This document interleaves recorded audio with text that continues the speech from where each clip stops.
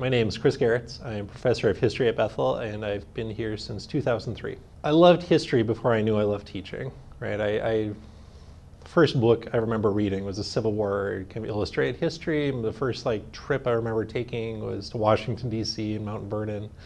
My favorite classes I can still remember all had to do with history, but as I left high school and moved to college, I had the sense instead, well, I'll do law. My grandfather was a lawyer, and it was interesting. I knew lawyers from friends' parents. But then I got to college, and I took lots of different kinds of classes. I was thinking of international relations as a major, but some of them didn't click. Econ just never floated my boat. I'm sure it's a nice discipline. I just wasn't excited about history. I had this medieval historian taught History 101, the first half of the sequence. And I think in the second week we were talking about wells in Mesopotamia.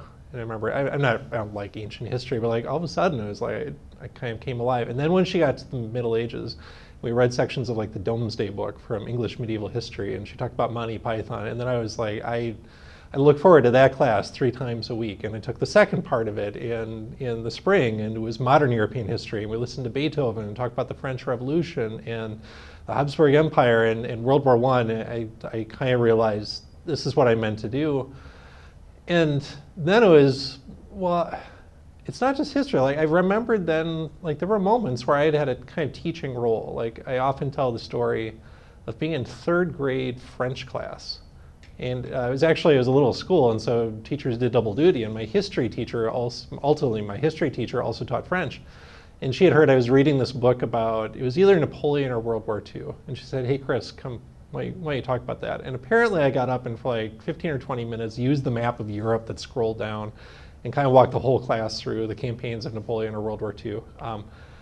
And that kind of that resurfaced my memory as I was thinking about history, and I thought, well, I'd love to teach history. And then it was just, well, high school, I don't know. I didn't like high schoolers that much when I was there, but then people started talking to me about college, and I applied to grad school, and I think the rest is history, as they say. I mean, I loved history, and then I realized that was inseparable from my love of teaching.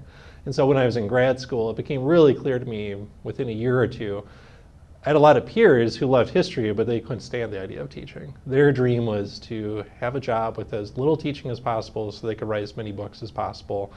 Or some of them wanted to work at a think tank and do security policy. And I remember just kind of smiling politely and I just want to go to a small liberal arts college and teach and maybe write a little bit. So they've always been inseparable. I was fine being in class, and there are teachers who have shaped me, but I think I'm more a student who reads things, and to this day I read pretty voraciously. And so I think there was something about that engagement with the text that really defined even young Chris. I mean, and not just academics. I think of in church. I didn't really care about listening to sermons or Sunday school, but I loved reading the Bible, and I loved checking books out from the church library.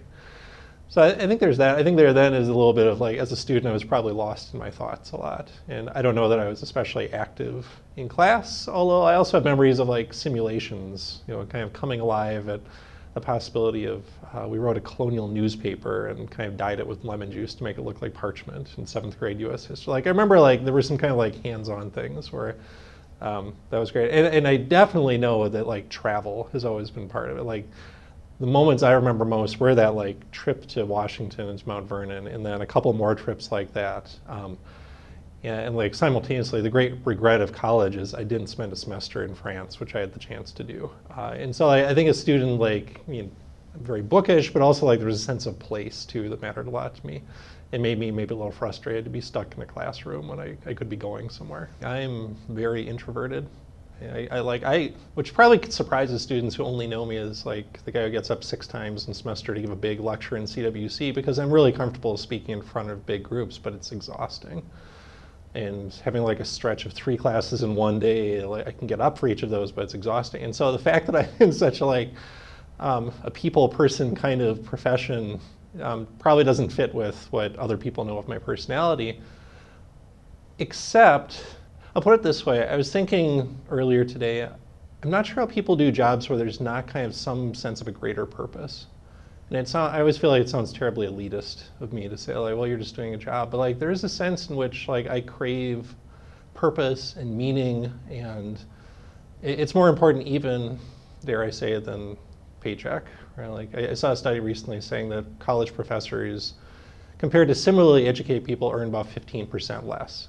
But they're willing to do that partly for the flexibility of the schedule and partly for that sense of commitment and purpose. And that, I think, does fit with me. Like, people who know me know that I'm pretty deeply idealistic, and that probably is easy to see. Like, I think I come across as a preacher sometimes in my teaching. And, that can be aggravating too. That's, it means I'm set up for disillusionment, and I'm set up to be frustrated by students who don't seem to, catch that purpose and share that passion. But I think that's maybe the part of my personality that fits the best. I always say the best teaching advice I ever got was from Stacy Hunter Hecht, who was a political science professor here. In my first year, she said, the teaching requires you to magnify your personality. It's just a bigger version of yourself, and the bigger the class, the bigger you've got to fill the room.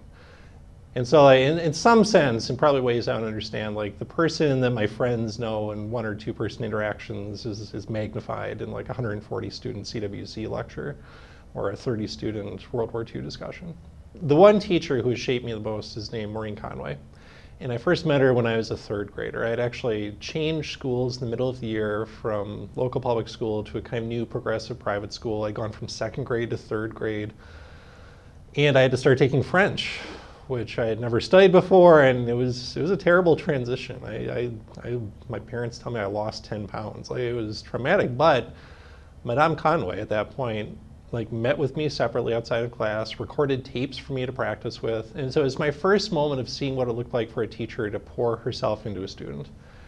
What I didn't realize is she was really a history teacher, she was a social studies teacher, and so in 7th grade then I saw her in US history, and then once more in high school, and then a lot outside of class. And I think a lot of us know someone like this. They're maybe often a social studies teacher who just thinks like they're going to change the world through their students. And she just loved the idea of America and hated the things that had gone wrong with America, but she was so passionate and so idealistic, but also so committed to the study of the past as something we need to do well. So she was very future-facing, but also, understood we have to approach the past as a foreign country. And so I would have always told this story of like Mrs. Conway. Ms. Conway was the single biggest influence in my life. I'm sure that's the single biggest reason I ended up majoring in history and becoming a teacher. And I sent her a copy of my dissertation. She was one of the people I dedicated it to. And then I came back after I got the job at Bethel. I went back to her classroom for the first time in probably, like 10 years. And she was talking about World War I. And I was getting ready to teach a class in World War I, and I realized, I was stealing material. Like it kind of burrowed itself down into my memory, but more like the shtick was the same. Like, I'm not as probably effusive as she was, but like there's that same sense of you can't be a compelling teacher if there's not some kind of animating passion. And even if it's in a class that feels like it's required and rote and you repeat it twice a year, you've still got to dig down and find some kind of passion, because otherwise there's nothing infectious about the course. And so that's what I probably knew. What also struck me though is like she had worked really hard. She was 60 at that point, and like she had clearly put a lot of time into her lesson prep. She had learned to integrate technology into the classroom in ways I had never encountered when I was in her 7th grade US history classroom in 1987. And so it kind of hit me. What I learned from her and what I've known as a teacher is you need passion, but you also need that kind of commitment to craft. And you need to learn to be organized, and you need to learn from your mistakes. And so it can't just all be the energy and the passion and the creativity. There needs to be kind of discipline to it. And I definitely learned that from Ms. Conway. When I first started teaching, the natural things were it took nothing to find passion. It took nothing to find a sense of purpose and meaning in what I was doing. It took nothing to find like a love of history and the other disciplines we teach in gen ed courses. I think I came with a kind of openness to trying new things. Very early on, trying to integrate new technologies. So when I first started, that was just PowerPoint, but within 5 years, that was things like podcasts, online learning management system kinds of things. And I don't know if this is a good thing or not, but kind of an inveterate tinkering sort of tendency. Like I don't rewrite lectures from whole cloth, but I just hate saying the same thing twice. I always assume there's something that I've got to try differently. Where I really struggled was just like the sense of insecurity. I mean, I felt like an imposter. You know, I felt like I was 26 probably the first time I was full-time teaching, and what did I know that 18-year-olds didn't? I had no sense of like, I was kind of in my fullness as a person, and so I felt like getting up into any kind of position of authority felt deceitful at some level. And especially then to be on a team with much more seasoned professors, as if they had something to learn from me, it was hard, but that's where I lucked out. Like I was on CWC with someone like Kevin Craig, who'd been teaching here since the 1980s, and smarter than anyone I knew everything I knew, but at least had the courtesy to pretend that he learned something from me. But it was also deeply encouraging and gently tweaked things about me, but affirmed things he could see in me. And so like a lot of what I've learned from teaching has been from those kinds of mentors at Bethel. And then second, just learning how to read student evaluations and student feedback of other sorts. At first, you're prone to take it all as just world-shattering criticism. And it took about 5 years to start to learn how to discern, that's a really insightful comment. And I might not want to hear it, but I should really heed that because that's a different kind of personality than me. That's a different kind of learner than me. And to rip the bandage off the other less useful comments, but also not to let your head get swollen by the other kinds of things students might say, but to discern the praise that's really merited. I mean, that took 5 years, I'd say, to really get a handle on. The first 5 years are probably pretty typical for a lot of, you're just kind of learning who you are as a teacher. The wisdom I received right away was you need to teach something 3 times before you really know how to teach it, and that was certainly true. I think the next stage was when Sam Mulberry and I essentially were asked to take over as the coordinators of CWC. And that was just the first moment of being invested with significant responsibility, and it just, in some sense, it felt like a lot of weight. I mean, even by that point, that was a venerable course. Had been around for about 20-some years, been taught by the best professors at Bethel, and for better or worse, it had a lot of tradition behind it, a lot of structure to it. And to be told, I mean, not just keep the lights on and steer the ship, but actually think about how this needs to change. And so that I can kind of see that as the next stage. Maybe I'm still in that stage of being given responsibility even beyond like my little niche of the institution. And so I think there are other like mini stages as a teacher, like starting to experiment with some of these technological innovations like podcasting and trying online teaching.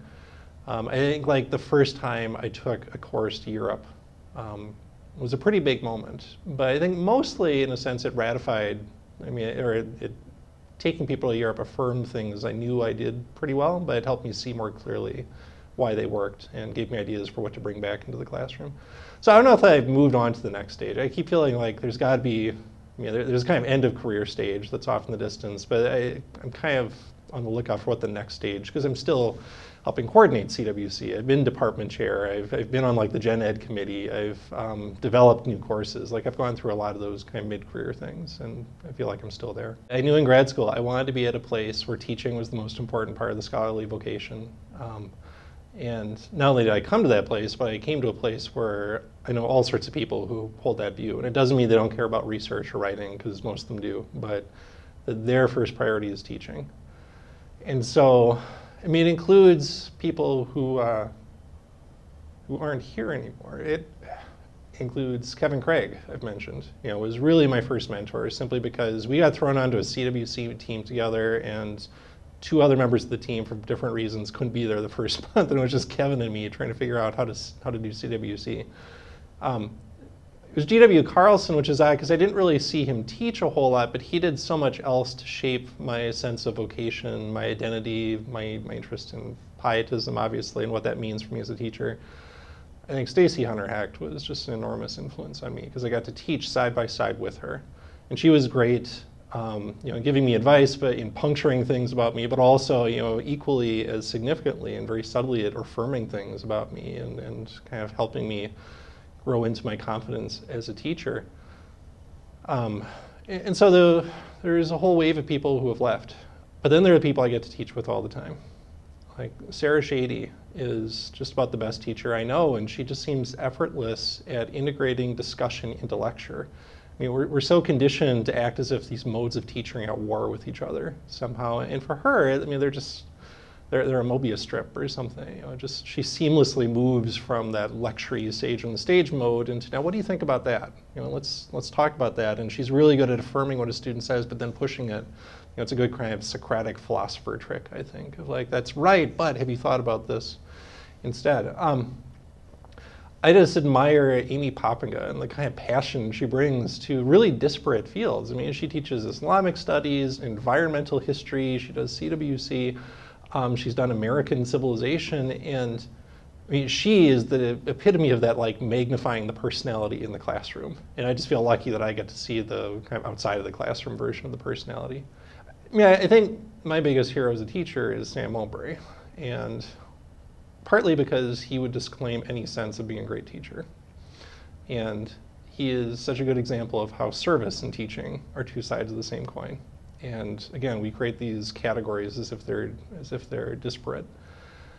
And it all is about pouring yourself into the lives of students. And I see him do that as a lecturer in CWC. I see him doing that, taking students around the streets of Paris, talking about Hemingway and Ezra Pound. I see him do it in the Ask office, tutoring student after student after student. I see him mentoring CWC TAs and bringing them into his house. And so a lot of this doesn't even fit the formal kind of category of teaching. And then there's the stuff that I think people think they know Sam from, which are things like podcasts and online CWC. And so there's that sense of the teacher as an innovator. And I hate to even say it because I'm just embarrassing him by saying this right now, but it's the joy of my career is that I get to collaborate with Sam on so many different projects. It took me a long time to realize what it meant to be at a Christian liberal arts institution. I grew up in the church and in churches very similar to what a lot of our students come from in some sense, Midwestern kind of pietistic evangelical churches. But I didn't have any encounter with a model of education like this. You know, local public school, K through 12, very secular, private, you know, college prep school, State University in Virginia, and Ivy League school with a very distant religious heritage. You know, I had nothing to prepare me. I didn't get any thought to working in a place like this until my second year on the job market. And I was really wary of it because I had no idea what it meant. You know, it suggested fundamentalism to me. I had to be talked into coming to a place like this. And it really, I'm glad I looked at a couple other places and then came here, because then when I finally interviewed at Bethel, I had a better sense of the questions to ask, of how to interpret the answers I was given, but still I had to come here and know what it was like. And I just, CWC was such a formative experience for me. I mean, it filled in just huge holes in my own knowledge about not just church history and theology, but even philosophy. You know, I'd taken one philosophy class in college. But that was where I could see, not just as an abstract ideal, but as a lived experience of here's what it looks like for people of serious, warm-hearted faith from different traditions to come together in a kind of community and to say no question is out of bounds. And the questions we ask are the biggest questions you can possibly ask. And there is no settled answer, and in fact, we're going to give you all sorts of conflicting answers to who am I and who should I be? You know, who am I in relation to others? What is a good community? What is a good life? How do we answer questions like that? Is it just the Bible? What is the weight given to tradition or to reason, to science? And most importantly, how do we live beyond our cloisters? How do we live in the world? And is there even a separation between the church and the world, between culture and the Christian community? Like, I'm not sure I had asked those questions of myself in any serious way. And so I've taken that spirit, I hope, into all my other classes, which is there is no question that should not be asked here. You know, and we might not even find a good answer. But precisely because we are Christians, because Jesus Christ is the Word made flesh, through whom everything came into being, including time and space, including physical and human creation, and because we're supposed to love God with our minds as much as our hearts and our souls and our strength, that this is a way to honor God and ultimately to serve others, to love our neighbors. And there's a kind of freedom that comes with it. And this is the hardest thing, I think, for someone like, 24-year-old me who is suspicious of this to understand, was I am much more free in a Bethel classroom than I was in a Yale classroom. I mean, the way it really hit home was I remember talking about Hitler and Stalin in a 20th century European history class, and I was the TA running a couple of sections. And I remember a moment one night thinking, like, we should be talking about evil. And I don't know how to do that at Yale exactly. And I'm sure there are people who do it well. I just didn't know how to do it. But I'm never afraid to do that here. We spent a whole week on the Holocaust in modern Europe, and it's heartbreaking every single time. But and we talk about the problem of evil. We ask where God is, and we listen to Jewish voices who decide that God was not there, and we try to honor that perspective. And then we pray together, and we confess our sins together. So I just know I couldn't do that except in this kind of institution. A student should study history because you really have no choice. I mean, the question is just, will you do it well or will you do it poorly? We are given a sense of the past, according to Ecclesiastes. You know, with the very odd exceptions of people who have some kind of chronic amnesia, they just can't recall. Like, we all actually have memory, at least. And we are creatures who inhabit not just space, but time. And we all do things with the past constantly. We construct nostalgic longings out of it. We discern patterns that we expect will carry forward out of it. We attach political significance to it and cultural significance to it. It forms our identity. We're not constantly reshaping our identity every single moment of the day. It's been determined for us in certain ways. And so we can either leave that unexamined, without any kind of critical reflection, or we can pause and we can think about what the past means to us. And we can learn to do that in a disciplined sort of way that thinks about how have we as a church, we as a nation, we as humanity changed over time? How have we not changed over time? What caused those changes? Did they have to happen in the way they did? What was the context behind all of that? Why is it complex? And then in the end, we have to do what actually defines history. We have to make meaning of all those things. We have to interpret those and say, maybe even this was bad that this happened, this was good that this happened, this is challenging that this happened.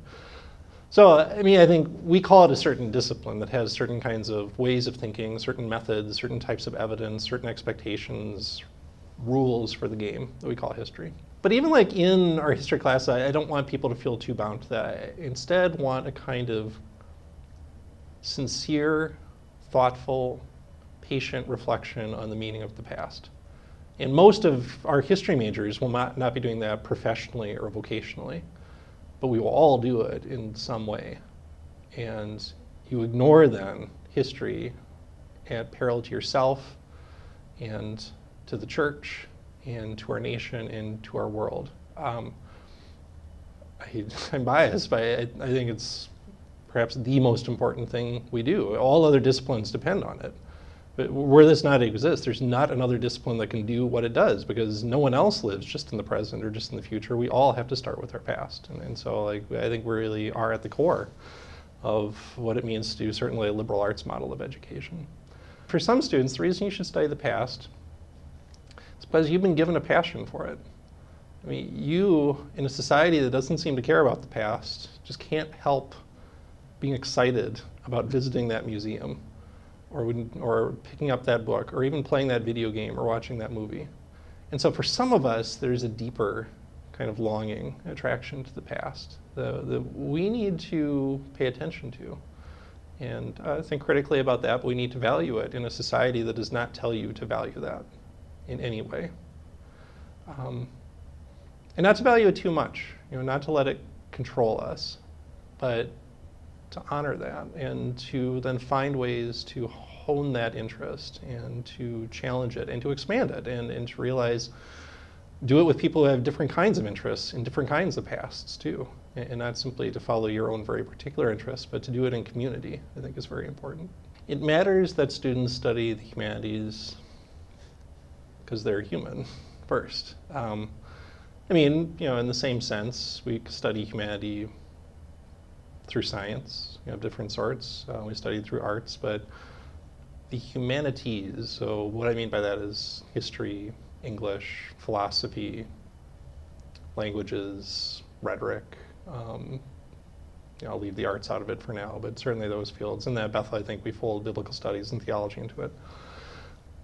We study that because there is no meaning to this apart from the humanities. And I know this sounds grandiose, and I'm a historian saying it, but if we strip the humanities away and try to be humans simply doing sciences or professional study, there's no meaning to it apart from whatever the market gives to it. I mean, even the sciences, like we're in a moment where now we're told all the time that sciences matter a lot. There's an enormous amount of value, and not just monetary value.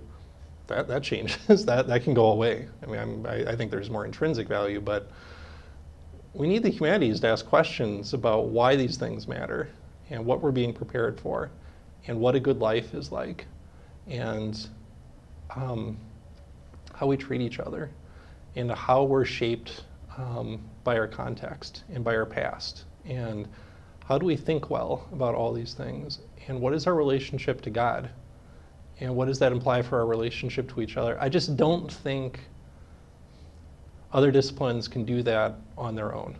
I think they can only do that insofar as they're drawing from the humanities themselves.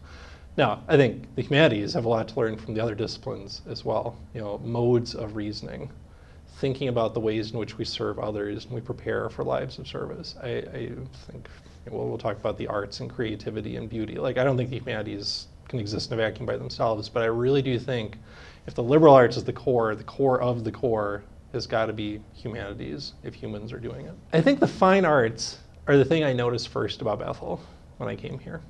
I mean, I'm not, like, I went to a pretty good private school that did a decent job, like, right off the bat. Like, I remember acting and writing a play about Greek mythology in 3rd or 4th grade, and I remember doing watercolors and ceramics, and I sang in 2 different choirs for 6 years. And then, like, in college and grad school, that all went away, and I didn't pay much attention to it. And I think when I got here, I was struck to notice how much public art there was and how little attempt was done to even contextualize and explain it away or justify or rationalize. It was just like, this is part of what a Christian learning community does, is it does art together. And so that includes everything in the different galleries and in all the stairwell. I mean, in places you just never expected, all of a sudden you've seen someone trying to express something. You know, a deep longing, a deep anxiety, the meaning of God, the meaning of existence, and in modes of communication that I don't tend to do. And then to realize how much you hear the sounds of music being made, and to realize how much it mattered to some of our students. Like, they're in a history class, but what really matters is the theater performance that they're preparing for. In as much as the humanities provide meaning, I think the arts provide meaning in a different sort of way. The arts reach after questions that my discipline struggles to answer in some ways. The arts especially are good at grasping after the mystery of God and the mystery of human existence and paradox, and not expecting a resolution to them in a way that maybe a history essay sort of does push you towards a resolution, a finding of some sort. The arts reveal to us what it means, I think probably as much as anything, to be made in the image of God, because we're made in the image of a God who creates. I mean, that is the takeaway of Genesis chapter 1 for all our debates about human origins, is that God is a creator and we are made in the image of a creator, and so we create. And we do that in a lot of different ways that we don't always call fine arts, but those are the clearest expression of we are creating for reasons that aren't even always clear to us or don't always seem to have any kind of value the market would attach. And so like, that's such an indispensable part of the liberal arts, that there are places where we explore creativity, mystery, beauty. I mean, things that Christians sometimes struggle with. It's happening most purely in the fine arts. Studying the sciences matters to me because it's a way of understanding God. It's a way of seeking after a God who is not a God of simply fate and caprice, but is a God of purpose and intention and design and to some extent order, although that's probably more chaotic than we'd like it to be. So I don't think by themselves study of mathematics, of physics, of biology, chemistry, geology, all those things, I don't think by themselves they can get at God, but they get at dimensions of God that, as a humanist, I probably am tempted to ignore, to take for granted, that I'm drawing air right now, that gravity is acting on me, that there is mathematical precision to the universe, and that there's beauty in that as much as there's beauty in the arts. I also value the sciences, though, because the sciences in the same process expose us to the majesty of God, but also then expose our limitations as humans. It doesn't mean we can't push up against those and we can't maybe push them back further or transcend them, but I think one thing about the sciences is you come against moments where you just don't understand any further, and you need the help of other people. So I deeply appreciate, probably more than in my field, the sciences have the sense of building upon the work of others, of doing something in a kind of global community that's at its best self-correcting. I was a lab tech in my dad's molecular biology lab for 2 summers in high school. And there's just kind of a patience to it. You can't, I mean, experiments are not going to work. Theories are going to fail. And you realize, there's a limit to what I understand, but I can learn from this other person, or maybe there's a different way to do it. And so it keeps pushing you. And so it's striking to me sometimes that all these things are happening, and I don't even see them very clearly. I feel foolish striving to explain this because I know it's happening and I have some appreciation for it, but there are corners of this very small institution that I've never seen where all this questing is taking place. In the greenhouse that I've walked by a million times and never set foot in, people are seeking to understand something about creation right now. And in a math lab that I've never set foot in, people are seeking to understand something about the kind of intellectual order of the universe and pushing their limits. And so part of what strikes me then is that a big part of doing the Christian liberal arts is you just have to have this trust in your colleagues too.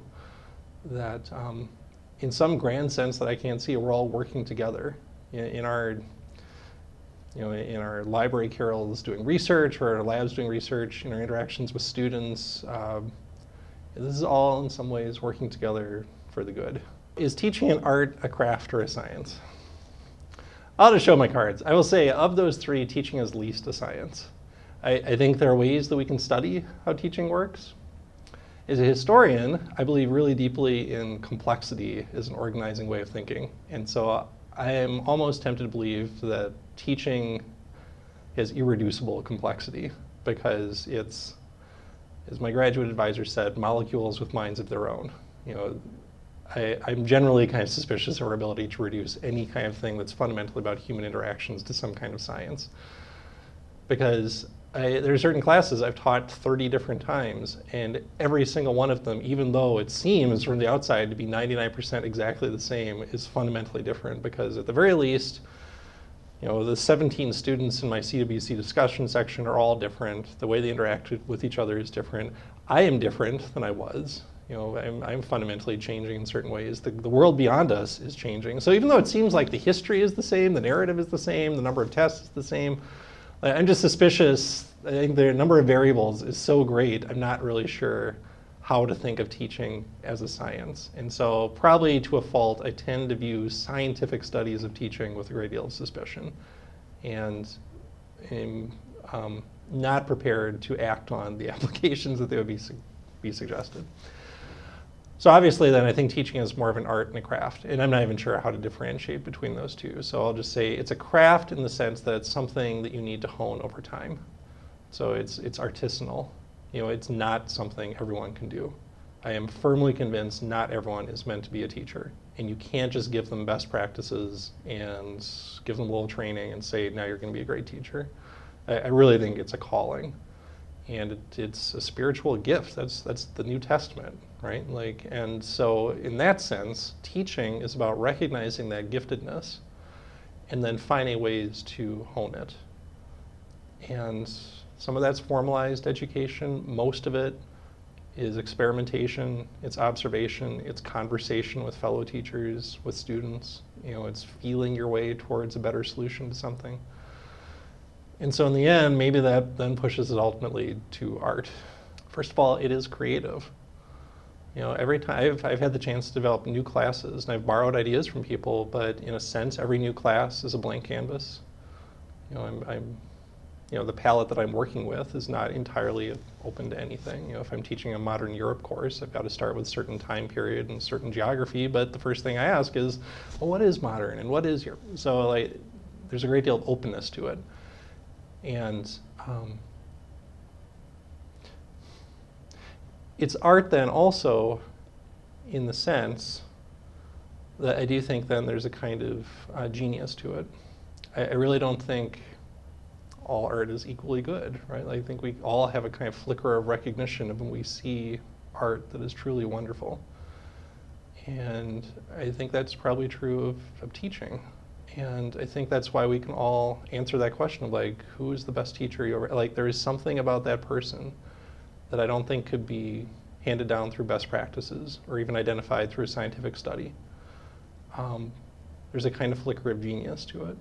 And I don't really want to say anything more because I certainly don't want to make it sound like I identify that in myself, but I do think it's something miraculous, the way that good teaching can shape a student, can shape the teacher herself. I almost never talk about teaching by itself.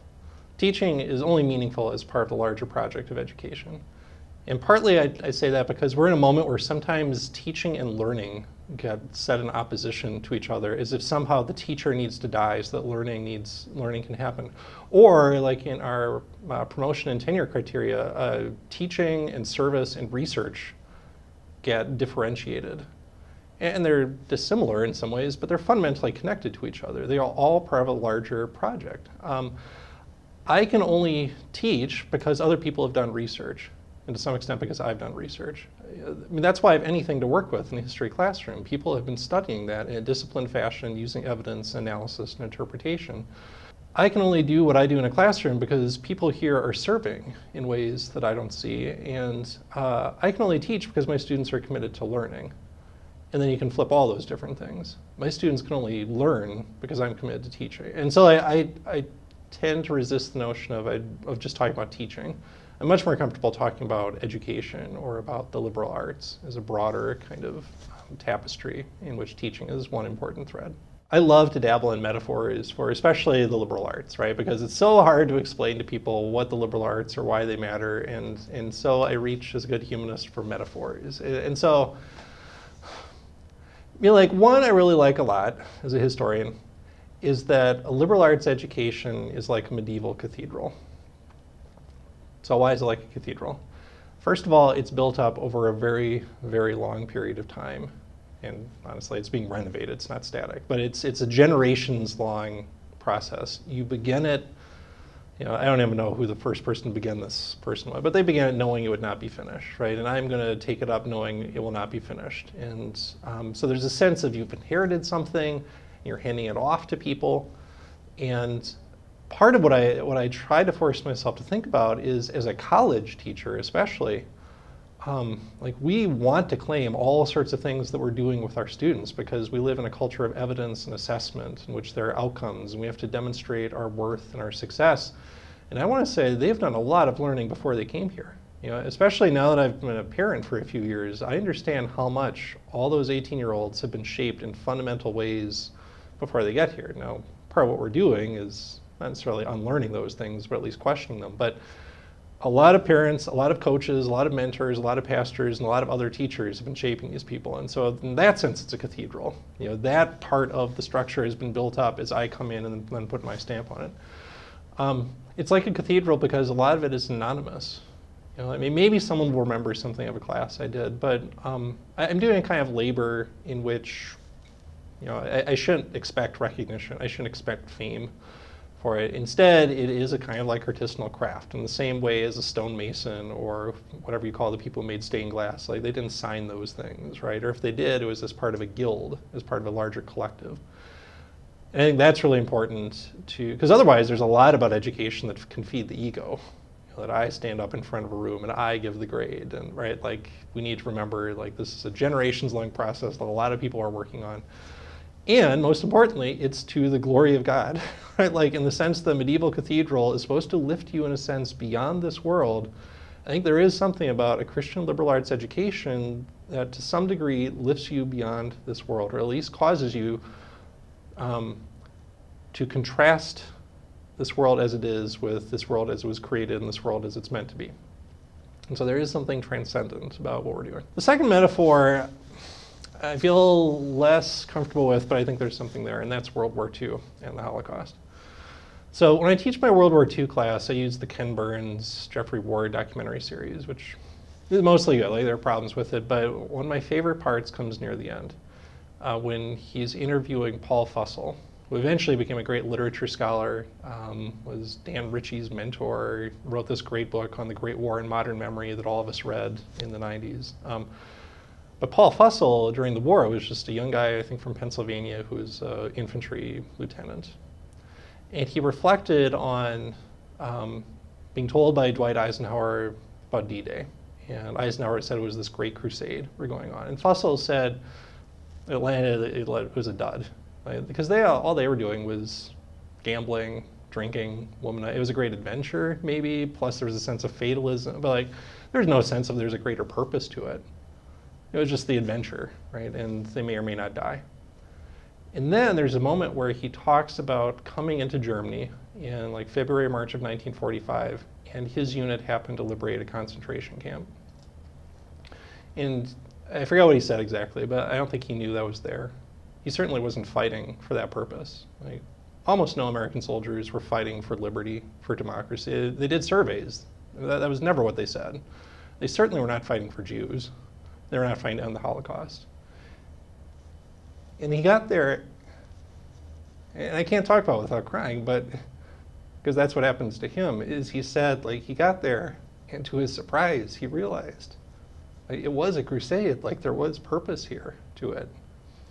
And so it's awkward to make this comparison because in a way there's nothing like studying history or French literature or chemistry and doing World War II or liberating concentration camp. But what I took away from that and what I talked about with students in that moment is we do things and we think we know the reasons we do things. But then there's the purpose, which maybe has to be revealed to us later. And maybe it doesn't even come from us. I mean, as a Christian, maybe that's something coming from God. And maybe we need other people to help us understand it. And I think fundamentally, that is the nature of education, and certainly a liberal arts institution. It is about finding purpose and trusting that you will discover that, not really knowing what it is. Like, our students come here thinking they know the reason they're at Bethel. They think they know why they're taking these classes. I think I know why I'm teaching these classes, and in some sense, we do, but I think fundamentally we have no idea. It will become clear to us as a glimmer here at various points in our life. We'll have a flash of recognition of like, that's why I was in that class, that's why I read that book, that's why I had that major. And probably not perfectly in this life, we realize it. Or it'll have to happen as, as we become parents or grandparents, or as we face death, or as we face injustice. But that's the other metaphor I play with. In a sense, like, we even use language that sounds very idealistic, and then we tend to shun it and snicker at it and think, no, it's a job or it's the grand adventures. And then you have a kind of moment where you realize, no, here was the purpose, and it was woven in all the time, and you didn't realize it. And all you can do is to be faithful and to trust that you were doing what you were called to do. And as a student, I hope it means that they trust, like there's a reason we are teaching the way we do. And I trust that I'm making good decisions about how I do those things.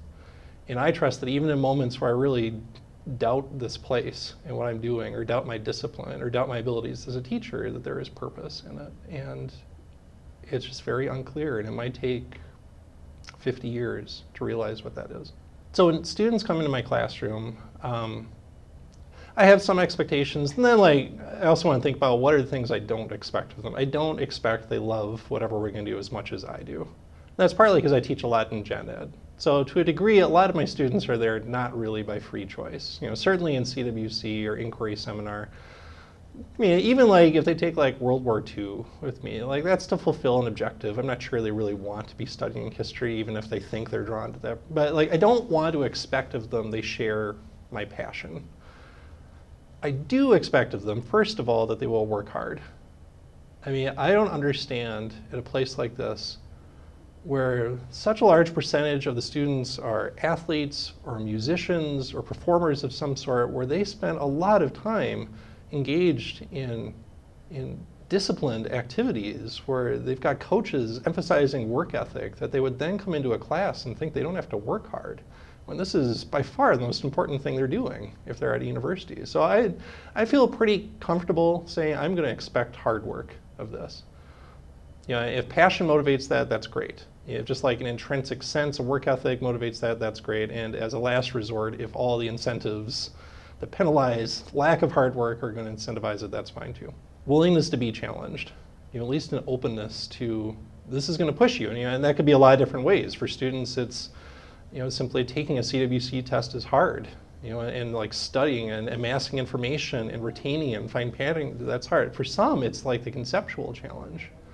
I think increasingly that's true. The hard part is like being willing to open yourself to a completely different answer to one of life's fundamental questions. Like, I do want students, not to say it's going to be easy, but to say that I'm willing to do that. What I can't stand is students who feel like they can proceed through a class at a liberal arts university as if they will somehow be unchanged by the experience.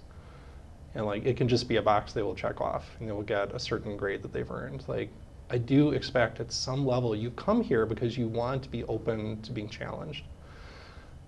And that I will then support that in important ways. And then I think third, just a fundamental level of respect. You know, I mean, I guess least importantly for me, like I've probably got to the point in my career where I don't, there's probably a stage in my career where like I overread body language and student questions and now it's like, that's fine. You know, I mean, I think there's a level of respect for the work I'm putting in. More importantly, you know, respect for yourself and for each other. And in the history class, respect for the people of the past. And that can be hard for Americans. I mean, simply to say the past is meaningful, it's important. To say that there's something we can learn from the people of the past. You know, in a society that tends to be, like C.S. Lewis said, is prone to chronological snobbery. Right, like that's something I do expect. Like, if we're going to study 18th century Europe, like I want you to remember that those weird French peasants and those English factory workers are very different from you, but they are still made in the image of God, and they still share some of the same anxieties and loves as you, and their lives still matter. And we do what we do as historians partly because it's a way of resurrecting them. It's a way of fighting against death. You know, I think that's maybe the central thing that historians do is death is an active force that is seeking to obliterate not just our life, but our memory of things, to wipe out evidence of existence. And historians are trying to fight against that, to resurrect it. And so that takes a certain level of then respect for what I'm doing as a professor, what your fellow students are doing, what you're doing, and then for the people that we're studying. Whether you like them or agree with them is immaterial. You at least need to respect them. Relationships matter a lot to teaching in a few different ways. So first of all, in the classroom. I do think that I want students to trust what's happening. Like, a lot of what's happening in the class is really not within their choice. You know, as they go on, probably more and more things are free to them. You know, decisions of how they're going to complete an assignment, what topic they're going to study, how they're going to use their time. But at a certain level, like, they need to trust, like, I've made some good decisions at the outset that are going to constrain what we're doing with this time together. And that's also part of, like, the curriculum. You know, I wish they would trust there's a reason you do this in the sequence. But I think that trust needs to be earned in some ways. And I think that builds through spending time together. You know, so I would expect, like, in the CWC section, you know, not a lot of trust when it starts. Why am I being forced to take this class? Maybe I even took something like this in 11th grade. Like, why do I have to do this all over again? Why do I have to, you know, I want to be an accounting major. Why do I have to do all these things that are irrelevant to that? And so I think partly what happens is we get to know each other. And I can start to ask things of them that, you know, they first did grudgingly, they first did out of a sense of compulsion, and now they'll almost do out of sense of, like, I want to do that for you. And maybe that even happens in lecture in a way that I can't see. You know, initially they were just taking notes because they took notes. And then there's going to come a lecture where I'm going to pause, just ask them a question, and they're going to go with me on that. Maybe because now we kind of have this sense of knowing each other. Now, that seems very ephemeral. I mean, a class of 140, even in like a small group, meets once a week. It's so much more deep than once we get into history classes, especially, and most deeply into like a 300 level major course, where first of all they're only there because they've made a very unusual choice to study a field that most other people won't study.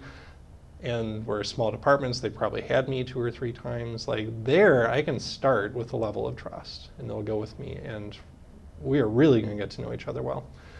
And then most purely of all is I have the unique good fortune to teach a J-term travel course. And the relationships you form there are the deepest of all that I found. I'm going to a wedding for a couple of students who went on the last one on Sunday. One of them babysat our kids all the time when we came back. And so that's the first place I think about relationships. But the second, and probably actually the one I think more about, is the nature of how we do this is, I'm not teaching by myself off in an island. I'm part of a department, I'm part of CWC as a program, I'm part of a larger division in college and university. And with different levels of intensity, I form those relationships. And those are important in other kinds of ways. The relationship I have with people like Sam Mulberry and Amy Poppinga and Chris Moore and Sarah Shady matter because those are people who hold me accountable in ways. Those are people who give me new ideas. Those are people who encourage me. Those are people who maybe see things I'm doing well and poorly more clearly than I can see. They're people I can vent to. I mean, they're all the things that are necessary in like any kind of organization, but I think they're really important to teaching. Like I think of the importance of my relationship with Sam Mulberry is we spent a lot of unstructured time just talking to each other, whether it's on a train between Paris and Munich or in a stairwell somewhere or over the summer teaching online CWC without any expectation of what's going to come from it, except that because of that relationship, we know that we can just kind of start a conversation, know that a seed has been planted for something, and eventually the relationship will allow us to work together and trust each other to do different aspects of it, and before you know it, we're making documentary films or virtual museums, or we are rethinking the structure of a course, or rethinking part of the J-term trip that we do. And I couldn't have done any of that just by myself, and I couldn't have done that just with like a pre-assigned kind of partner. Like that took a relationship that's built up over 15 years that's incredibly fruitful and deeply meaningful to me, and then indirectly to students. I think if you talk to my former students, I would hope the first thing they say is what I said about my former teacher, about Ms. Conway, was that she was a person of passion. Like, I don't think like I probably seem like a passionate person on first glance. Like I've got that kind of Northern European, especially Swedish kind of reserve in some respects. Until you get to know me at all, or you catch me on the right moment and realize that I'm prone, I have a temper, I'm prone to anger about things, I'm prone to tears and sorrow. I'm a person of deep fear and of deep hope. And if teaching is this magnification of personality, I would hope and trust that they would say that has come through in some respect in classes. I got, I think it was even a handwritten letter from a student who's teaching now out of state, actually. And he'd been okay. So like, he wasn't a stellar student. I didn't think of him as someone I knew especially deeply, but we had a couple classes together. But he had a World War II class with me. And it happened to be a semester that was difficult in a lot of respects. It was difficult because 2 of my best friends had died in the midst of it. And there finally reached a moment in that class where like, it just kind of all bubbled over. And like, it was an exceptional, extraordinary circumstance. It normally doesn't reach this pitch, but like it just felt like the passion in all of its complicated fullness was there for students to see, and there was no filter whatsoever. And it very rarely gets to that moment. But it was not just like, misplaced kind of sadness or anger or anything. Like, it was deeply connected to what we were talking about in that moment, and it happened to be the Holocaust, which generally evokes deep feelings. And he remembered that. Like, of all the things, there's that sense of a deep passion animates, motivates, shapes whatever I do in the class. And he said that he felt like his task as a teacher was to figure out what that would look like for him.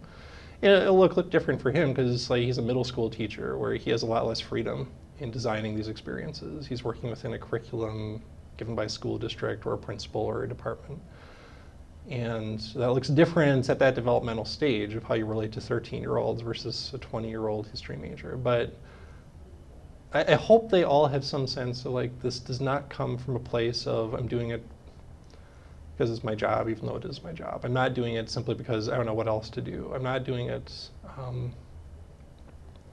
because there's nothing else I could do. I'm doing it because I deeply love God, that the best way of doing that for me is to love history, and the best way of doing that for me is to teach students. And so I hope all of those loves in some way, you know, are at least kind of humming beneath the surface and occasionally are breaking through and coming out, and students remember it.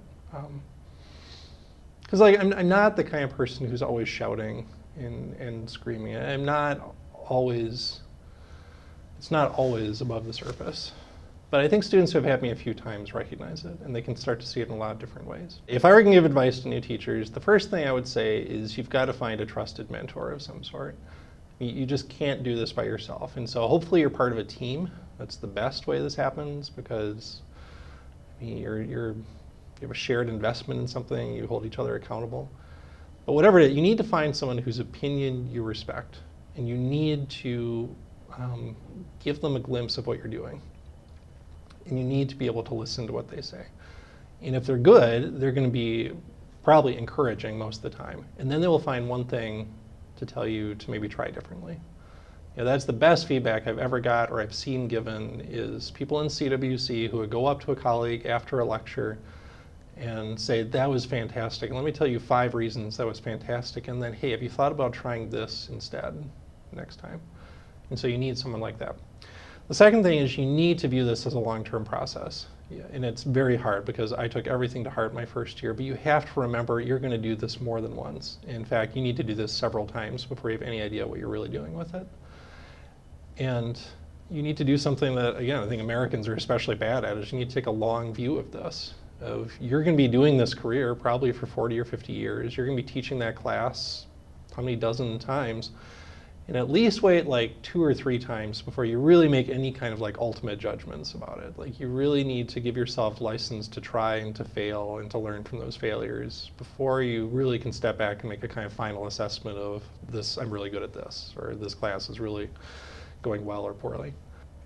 And the third thing I would say is embrace the chance to teach something that's not in your field of expertise. I've talked a lot about CWC here, and at this point in time, there is nothing in CWC in which I have any kind of expertise, at least as my graduate training would lead you to believe. And even when I first started, even when we did like 20th century stuff, I get stuck doing things like 20th century religion. I'd never studied 20th century religion. And I've come to see that CWC is probably the most important class I teach for a lot of reasons. But one reason it works is that I am never leading as, well, I am the authority, I am the expert, I am the fount from which all wisdom will be received. So it pushes, even though it's a lecture-y kind of class, it is not a sage on the stage kind of class. Instead, it's someone who is just a little bit ahead of the students, asking the same questions the students should ask and modeling what it looks like to answer those questions. And I think it's important to keep that in mind, because so often as a new professor, those are the things you grumble about.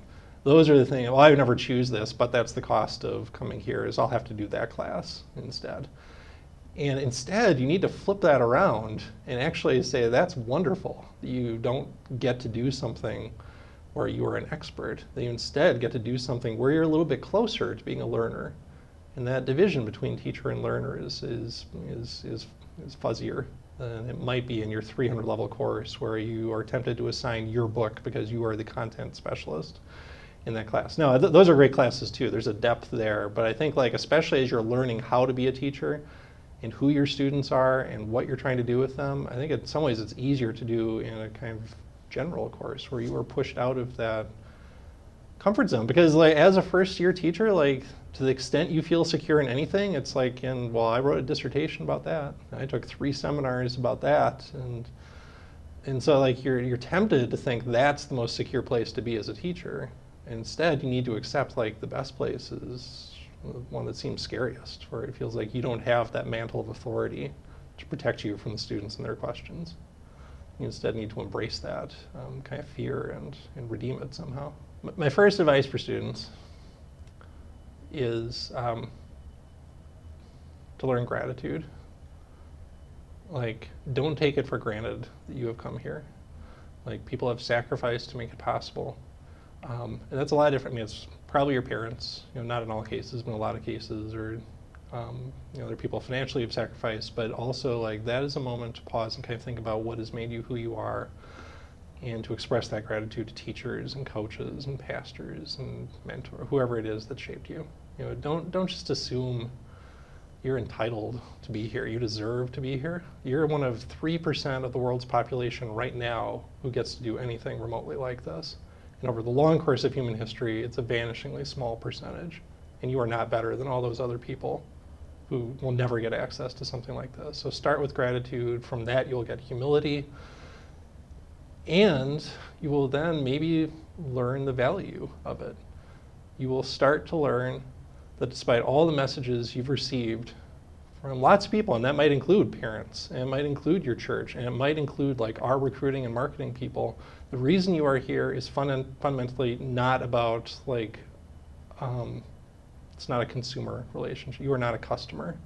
I know it feels like it because you or your parents are paying something for a good or a service, and you think you're going to get a diploma that will get you a job. That's true. That's what's called an incidental. Right? Like that is not the fundamental reason why you're doing something like this. Because if that were, you should not be here. It's a waste of money.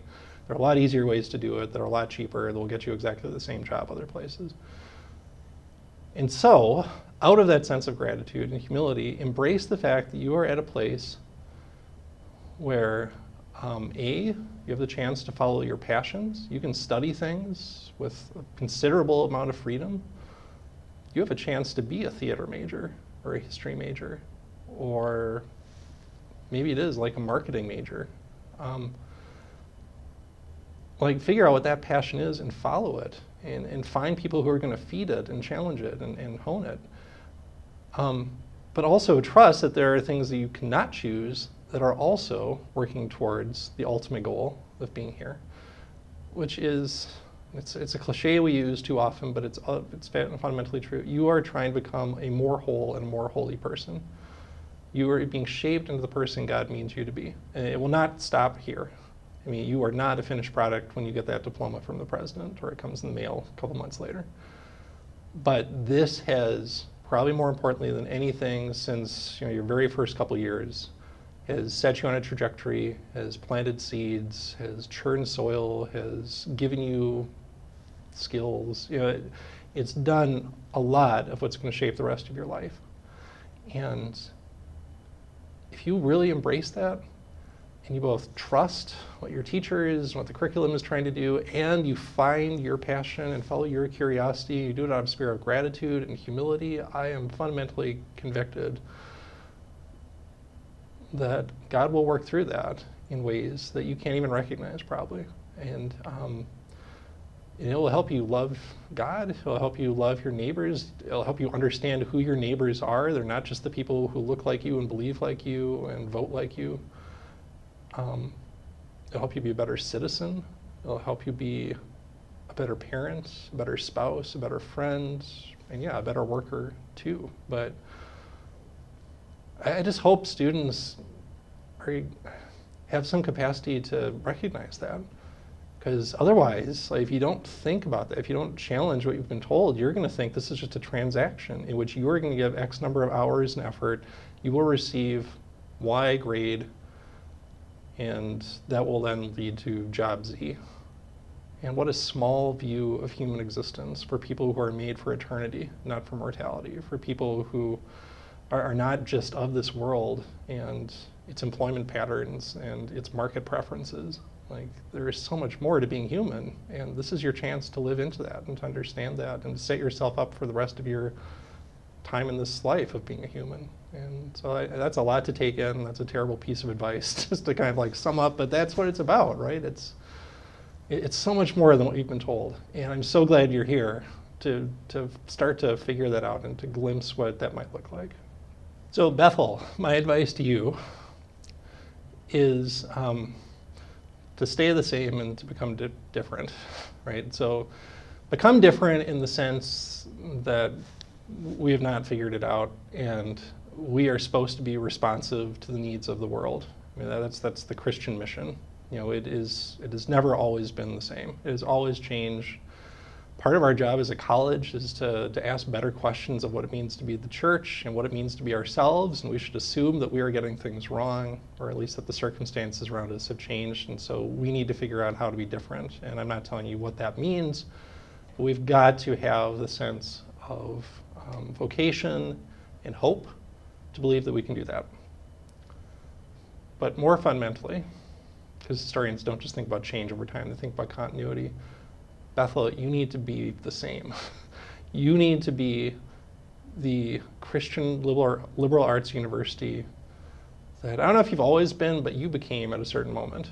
Like, there was a reason someone like me came here and for the first time in my life felt like God was speaking to me and saying, you should be here. You should be at a place where Christians are doing art and putting it up without trying to justify it or explain it. You should be at a place where Christians are doing physics in a world-class fashion. You should be in a place where people are giving far more than they're compensated for to help students ask and answer the most fundamental questions of existence. I was drawn to this place for a reason. Like, I didn't have to come here. I had another offer on the table, and I felt a very strong sense of this is where I wanted to be, and it shaped me in so many ways. You know, by studying the history of this place, I better understood my history and the history of my denomination, and we're being tempted right now in so many ways to abandon that. We're being tempted to say that the liberal arts don't really matter, that all we need to do is pay lip service as if it's a little marketing slogan, and then to cut away the heart of it, and to tell students, don't do any more of that than you absolutely have to, and instead get a job. And we're being tempted to say the most important thing we should do is to be safe, that we should never roil our constituents. We are being tempted to forget that one of the most important jobs of a Christian liberal arts institution is to be the cutting edge of the relationship between the church and the world. We're supposed to be the bridge in so many ways. That we're not a barricade, we're not a wall, we're not a boundary, we're not keeping the world out. Like, we need to be willing to have the courage of our convictions to say to the world, this is who we are as a Christian liberal arts university in the pietist tradition. And to not try to make excuses for that, to not try to hide from the consequences of that, but to say fundamentally this is who we are, and if we can't be this, then we should close. Because we don't exist simply for the purpose of being Bethel, and we don't exist even for the purpose of keeping me employed. We exist for the mission of God in this world, you know, as we've been given it. And if we can't do that in the way that I think we've been commissioned to do it, then we should close, sell off our assets, and plant all sorts of other better kinds of ways of doing it. But I think we can. Like, I don't think Bethel's story is done. And I just wish we'd be willing to actually say, here's who we are, and not then follow it up with, and here's what the employer wants us to be, here's what the market wants us to be, or even here's what the denomination wants us to be.